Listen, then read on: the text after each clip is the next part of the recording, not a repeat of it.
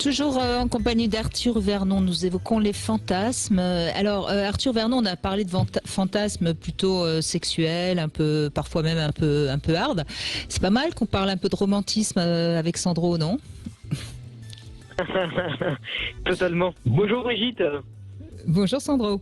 Bonjour Donc à votre invité. vous êtes en contact avec une femme je crois que c'est sur Facebook, hein, c'est bien ça? Exactement.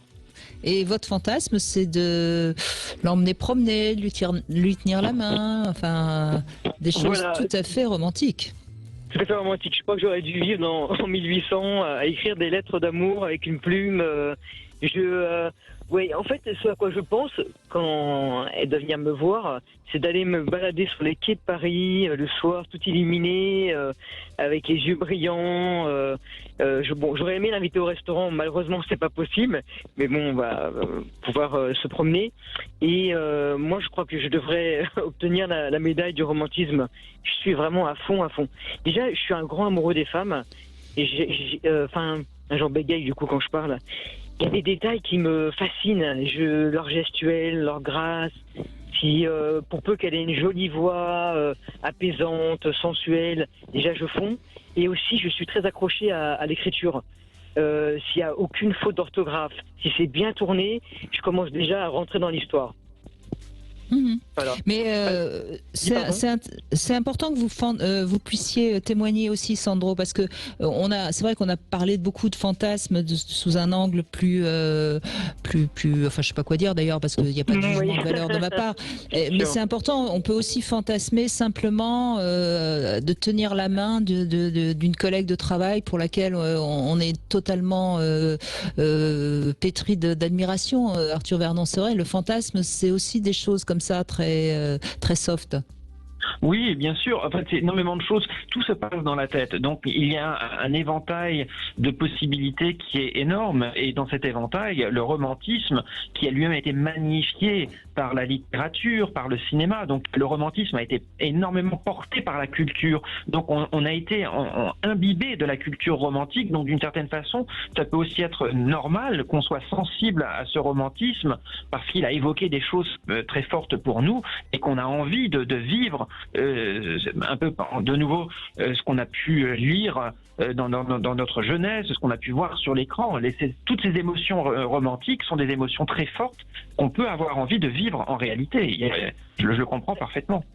Alors incroyable, je vous rejoins totalement sur chaque mot parce que pendant que je vous écoute parler, j'ai mon cœur qui palpite.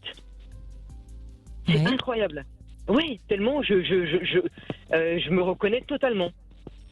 J'ai été élevé aussi avec, ça aide, hein, avec les chansons d'Aznavour et de Julio Iglesias. Donc voilà, le grand amoureux a fantasmé. Alors justement, puisque vous parlez de votre enfance, Sandro, il y a peut-être quelqu'un aussi dans votre famille qui était très romantique? Alors, vous avez tapé dans le mille. Il y a mes parents qui ont formé un couple magnifique. Ils ont vécu 40 ans d'amour ensemble et il n'y a jamais eu aucune dispute devant les enfants. Ils vivaient un amour. Mon père, il était fou amoureux de ma mère. Fou amoureux de ma mère. Incroyable.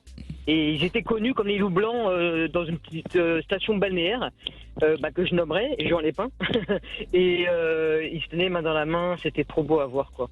Oui, c'est ça. Voilà, c'est vraiment c'est les amoureux de Péné en quelque sorte, hein. Absolument. Oui, donc vous êtes bercé par cet idéal-là que forcément vous avez envie de projeter dans votre vie amoureuse. Exactement, ouais, c'est bien ça. Mais Sandro, ça vous arrive quand même de temps en temps de fantasmer que vous pourriez faire l'amour avec cette femme qui... On va aller étape par étape parce que j'adore le crescendo et peut-être qu'elle m'écoute, donc je vais pas trop non plus ni dévoiler ni m'avancer. Il faut qu'on se voit et j'espère que la chimie va opérer. Mais on verra tout ça, c'est le suspense et ça fait partie du charme aussi, quoi. Oui, et d'ailleurs, c'est ce que disait Arthur Vernon sur d'autres fantasmes. Faire durer ce qui nous fait du bien et ce qui nous permet de fantasmer, faut surtout pas s'en priver. Absolument, absolument. J'adore ces fameuses étapes. J'adore, je savoure. quand on sent que on commence à accrocher mutuellement et avoir envie de se téléphoner de plus en plus et penser l'un à l'autre. Et moi, je suis très j'adore tout ce qui est doux. Quand, par exemple, elle me met bonne nuit, douce nuit, fais de beaux rêves. Déjà, je commence. Ça va très vite, quoi. Ça va très vite dans mon esprit. Je suis beaucoup dans l'imaginaire. Et à l'inverse, je suis tombé, dans ma vie, j'ai plus de 50 ans aujourd'hui, pour parler pas hard, mais j'ai eu des expériences avec des femmes qui étaient très rapides et elles se jetaient sur moi dans le lit, mais presque j'avais peur, quoi. En fait, j'étais même pas en érection. Pour parler, pas crûment, mais bon, concrètement, parce qu'elle me faisait peur. Elle me faisait peur, la femme. Je dis, qu'est-ce qu'elle veut, quoi. Moi qui savoure tellement les étapes que j'étais surpris. Et après, aussi, des femmes avec qui, c'était le feu au lit, et je me disais, mais comment le lit n'a pas pris feu, quoi. Bon, c'est bien, parce que malgré tout, vous avez beaucoup d'humour, et donc on voit bien que ça va. Vous êtes pas trop haut perché, tout. Me voilà rassuré. Merci Sandro de cette. Non, mais c'était important aussi qu'on ait une vision romantique de la fantasmatique de l'être humain. En fait, tout est possible. Il n'y a aucun problème. Il y a aucun.